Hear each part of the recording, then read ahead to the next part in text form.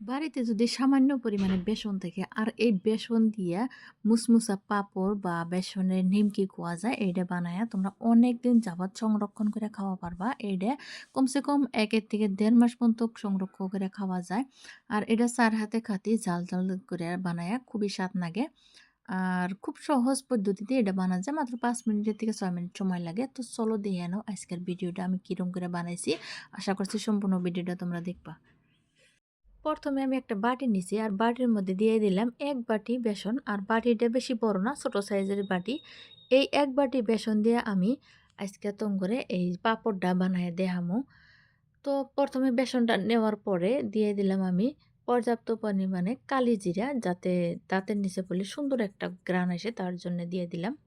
যদি পছন্দ না হয় তাহলে না দেওয়া পারো। তারপর দিয়ে দিলাম আমি গোলমরিচ যে আছে না, গোলমরিচ পাউডার বানায় রাখছিলাম ঝাল ঝাল খামু, তার জন্য গোলমরিচ দিলাম। আর দিয়ে দিলাম হলদির গুঁড়া আর স্বাদ মতো নুন দিয়ে ভালো করে শুকনা উপকরণটা মাখায় নিতেছি। শুকনা উপকরণগুলো মাখানো হয়ে গেছে গা, তারপর আমি দিয়ে দিলাম সাদা তেল দিয়ে ভালো করে ময়াম মারমো। আর ময়ামটা মারলে এটা খাতি নরম হবো, তার জন্য আমি সাদা তেল দিলাম। তো এমনিও বানান যায়, ময়াম মারা ছাড়া বানান যায়। তো আমি ভালো করে ময়াম মারে নিতেছি, এই যে দেখতেছো ময়ামটা মারা হয়ে গেছে গা। এখন আমি কি করতেছি, অল্প অল্প করে পানি দিব। আর বেশি পানি দিলে এটা কিন্তু নরম হয়ে যাব। এমনিতে বেসন কিন্তু অল্প পানি দিয়ে গুলি নরম হয়ে যায়।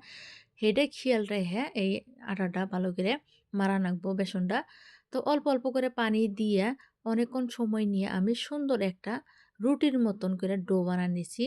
আর বেসন কিন্তু অল্পতে নরম হয়ে যায়, এটা কিন্তু তোমরা সবসময় মাথায় রাখবা। তো এই যে দেহ একটা দলা হয়েছে মাত্র। আর এই একটা দলা দিয়ে আমি অনেকগুলো আজকে বেসন পাপড় বানিয়ে নেব। তারপর আমি হেনে ময়দা দিয়ে নিছি, কারণ বেসন দিয়ে অত একটা ভালো হয় না। শুকনা ময়দা দিয়ে আমি এই যে একটা রুটির মতন করে বেলে নিতেছি। আর এই বেসনটা কিন্তু ডলাটা অল্প ঝামেলার কাম, মানে আটকা ধরে। ওটা খেয়াল রেখে ভালো করে বেলে নেব।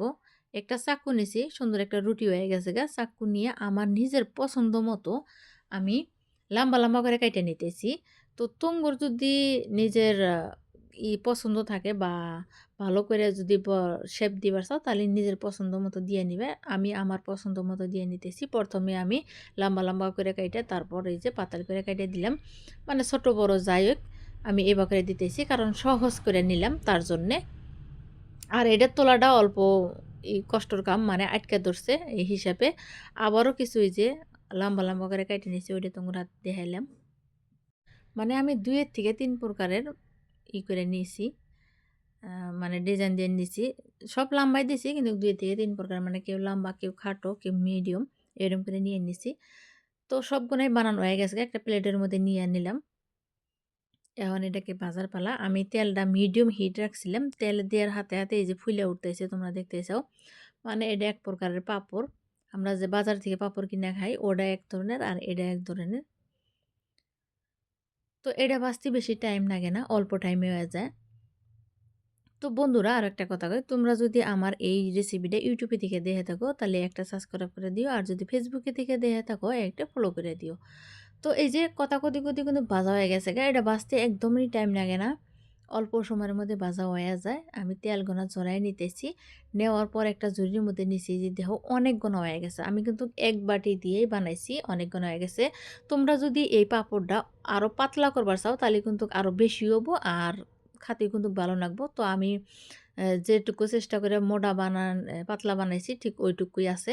তো তোমরা চেষ্টা করো যাতে পাতলা হয়। তো বন্ধুরা আমার রেসিপিটা হেনে শেষ। যদি আমার এই রেসিপিটা তোমার ভালো লাগে তাহলে লাইক শেয়ার কমেন্ট করে দিও। তো আজকের মতো বিদায় নিতেছি, আবারও আসবো নতুন রেসিপি নিয়ে। তত টাইম তোমরা সুস্থ থেকো, ভালো থেকো।